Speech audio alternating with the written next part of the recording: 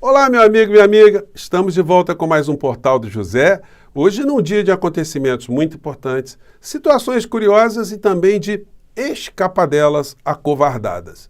Hoje mais cedo, conversando com vocês no nosso encontro anterior, eu mencionei do tempo que a Polícia Federal está levando para concluir inquéritos que incriminam cada vez mais a figura do ex-presidente da República, o inelegível. Bom, para minha satisfação, eu começo a ver também que outros canais, jornalistas, colunistas, começam a ter esse mesmo tipo de sentimento. Isso faz com que todos nós façamos cada vez mais cobranças à Polícia Federal que conclua logo esses inquéritos, que complemente com as informações que estão chegando, para que essa novela tenha um fim, para que nós todos possamos ver finalmente a justiça ser praticada aqui no nosso país com a responsabilização criminal e prisão de todas essas criaturas que fizeram tanto mal ao nosso país e à nossa sanidade física e à nossa sanidade mental. Pois bem, vou mostrar para vocês o que está acontecendo, trazer aqui as últimas informações, mas antes de mais nada é sempre muito importante convidar você que está chegando agora ao nosso portal e ainda não nos conhecia para que você se inscreva aqui conosco, conheça também os nossos outros vídeos. Se você gostar, compartilhe, recomende e não se esqueça. Dê sempre o seu joinha, mande seu comentário e, se puder, se inscreva aqui conosco no nosso clube de membros. Tá legal? Você que é muito bem-vindo e muito bem-vindo. Gente, notícia da tardinha, né? Flávio cancela entrevista após Polícia Federal revelar novo caso de joias de Bolsonaro. Ou seja, né?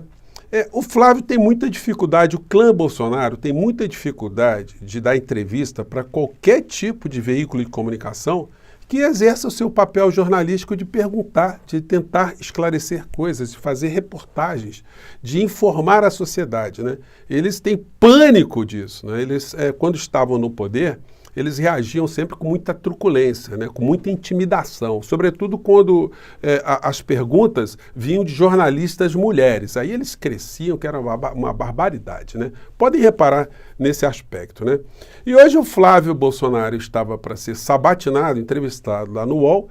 Eu espero até que, se ele aceitar o convite de ser entrevistado, que os jornalistas recuperem algumas lacunas que o clã Bolsonaro tem deixado aberta aí durante muito tempo, né? Como, por exemplo, o crescimento patrimonial da família e a história lá da dinheirama que irrigava a loja de chocolates do senhor Flávio Bolsonaro, né? Essa é uma questão preliminar. Isso tem sempre que ser perguntado, porque não é porque ele conseguiu fugir da justiça que esse fato aí deva ser esquecido politicamente e jornalisticamente, né? Pois bem, quando ele soube da revelação de novas joias que foram provadas agora, né, foram encontradas pela Polícia Federal, ou documentadas pela Polícia Federal, ele, sem saber o que dizer, né, porque ia ficar complicado, né, explicar mais joias desaparecidas, ele resolveu não ir nessa entrevista.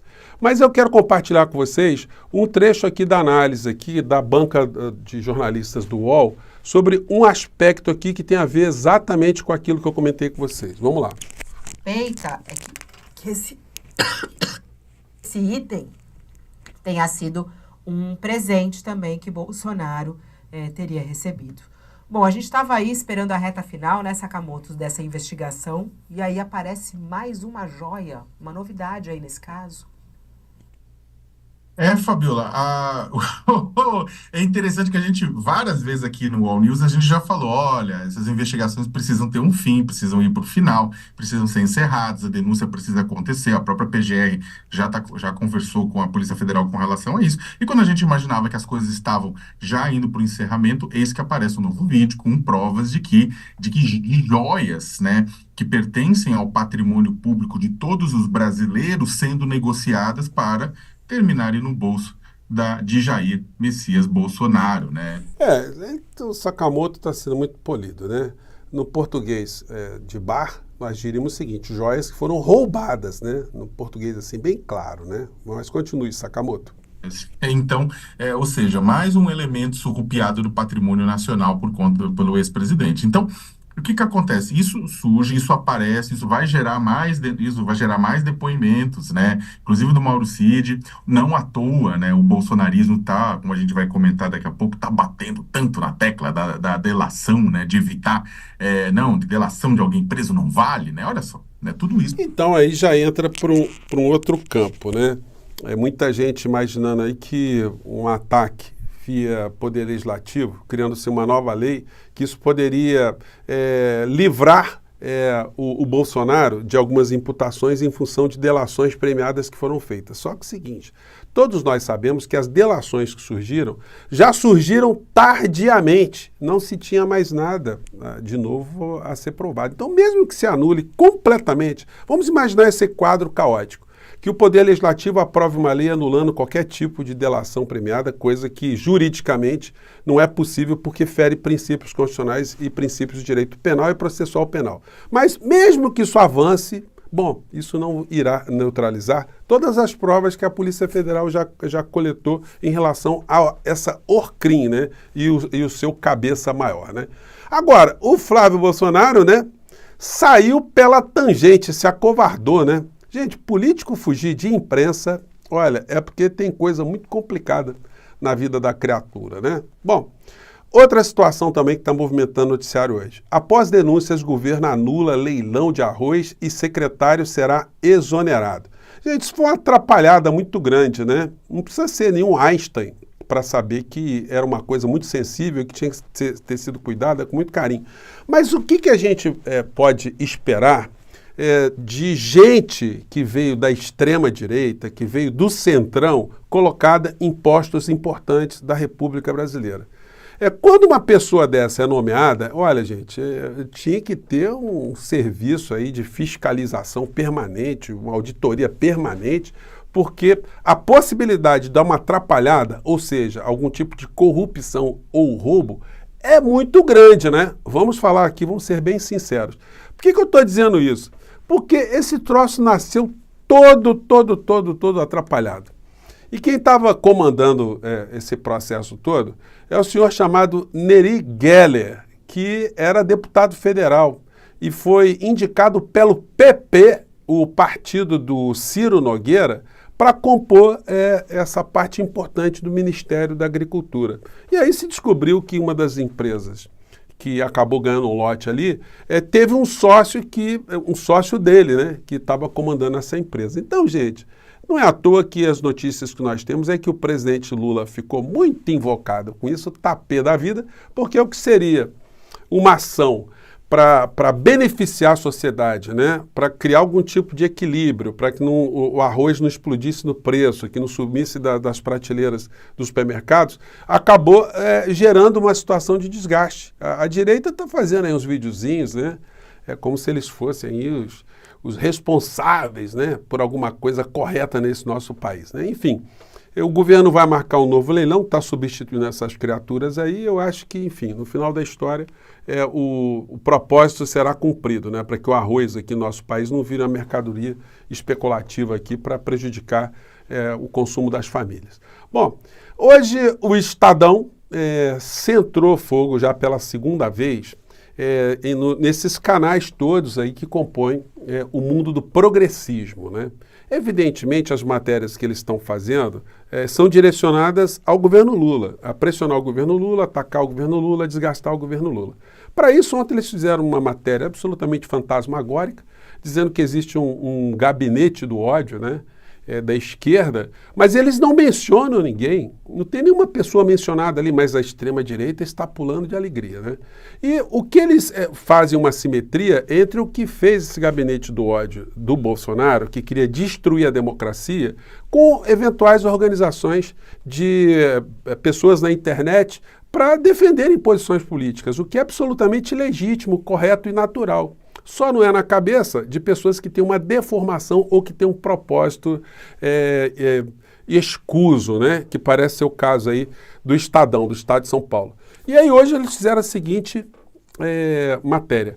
Influenciador petista repete gabinete do ódio, gera 1 bilhão de views, né, de visualizações e fatura com a desinformação.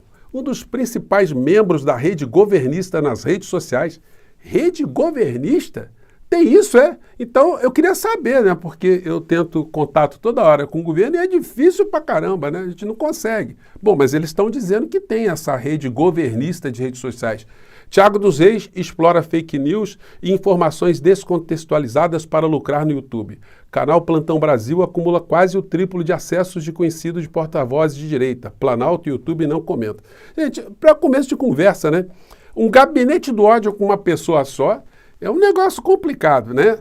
Então, eles aí mergulham, eles fazem uma devassa na vida aqui do Thiago dos Reis e tentam fazer com que a existência dele seja transformada na configuração de um gabinete orgânico dos progressistas aqui no nosso país para fazer uma ação contra alguma coisa. Quando não conheço ninguém que esteja fazendo alguma coisa que ataque a democracia, que ataque o poder judiciário, que ataque as instituições. Não. A grande maioria ataca a insanidade, são os crimes, a barbárie, o negacionismo, os delitos que foram cometidos contra a saúde do povo brasileiro e contra as instituições. Para isso, essas pessoas todas têm algo em comum, né? Então, eu tenho certeza absoluta que o Thiago dos Reis não vai passar por nenhuma situação aí complicada, porque a matéria aí já está chovendo no molhado, ele é uma pessoa muito ativa nas redes sociais, tem o estilo dele, enfim. Mas isso está incomodando muitas pessoas também, né? A gente vê que as redes de direita estão repercutindo, mas eles também não sabem no que eles podem se apegar, porque não há materialidade de absolutamente nada, não existe o tal gabinete, né, que eles estão dizendo, né? Então, Thiago, um grande abraço, siga em frente aí, enfim, cada um com seu estilo, cada um atingindo um público específico, né? Mas todos nós na defesa da democracia e na denúncia permanente dessa quadrilha, dessa Orcrim que esteve à frente do nosso país, né? Bom, e para finalizar, eu quero compartilhar com vocês um texto aqui da nova presidenta do México, né? Um texto que foi escrito já um tempo atrás, mostrando qual é a percepção dessa personagem nova para nós aqui no Brasil, que a gente vai ouvir falar dela muitas vezes, né, sobre aquilo que está acontecendo lá na faixa de Gaza, antes mesmo desses episódios todos aí, desse bombardeio todo que a gente está vendo. Ela dá para a gente aqui uma lição muito bacana que eu quero compartilhar com vocês, tá? Esse texto dela aqui, já traduzi para o português, foi publicado no jornal mexicano chamado Correio Ilustrado, também traduzido para o português.